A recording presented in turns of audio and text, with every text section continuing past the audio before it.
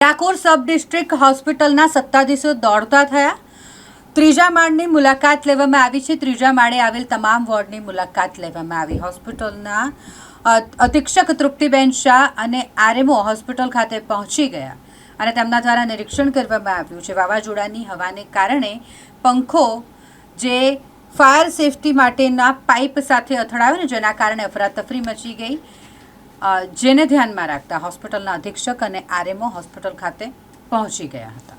પાઇપને નુકસાન થતાં આગ ઓલવવાનું કેમિકલ યુક્ત પાણી સ્પ્રે થયું હતું। પાણીને ગેસ સમજી લીકેજ માનીને સૌએ દોડાદોડી કરી મૂકી। અધિક્ષક તૃપ્તિ શાહનું સમગ્ર મામલે નિવેદન સામે આવ્યું છે। ઘટના અંગે જાણ થતાં તાત્કાલિક ઘટના સ્થળે પહોંચ્યા।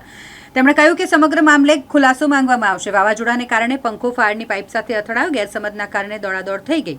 હાલ ઘટના બનેલ વોર્ડ બંધ કરી 15 જેટલા દર્દીઓને અન્ય વોર્ડમાં ખસેડવામાં આવ્યા છે। કોઈ દર્દીઓને ઈજા કે નુકસાન નથી થયું। સ્ટાફ દ્વારા તેમને સમયસર મદદ કરી સારવાર આપવામાં આવી છે। સમગ્ર મામલે હોસ્પિટલમાં બાંધકામ અને રિપેર કરનાર પીઆઈયુની બેદરકારી જવાબદાર છે।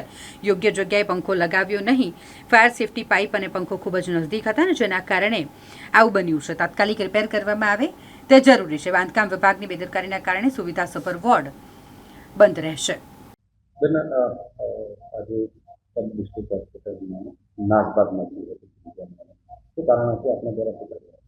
એટલે સાંજે બહુ વાવાઝોડા જેવો પવન આવ્યો ત્યારે પંખો સેજ હલી જતા ફાયરની જે સ્પ્રિંકલર છે ને એ તૂટી ગયું। એટલે એમાંથી પાણી અચાનક પડ્યું એટલે દર્દીઓ ગભરાઈ ગયા કે કોઈ પાઇપ ફાટી એવું કરીને। એટલે સિસ્ટરે બધાને નીચે જવાનું કીધું, પણ દર્દીઓ બધા દોડીને છેક બહાર જતા રહ્યા।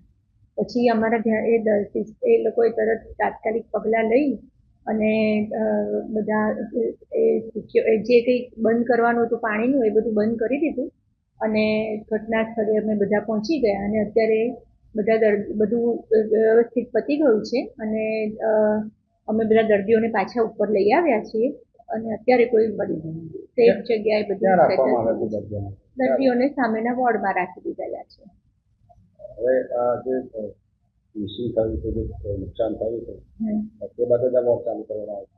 હા, થઈ જાય અત્યારે બંધ છે। આ સરખું થઈ જાય પછી વોર્ડ ચાલુ થઈ જશે।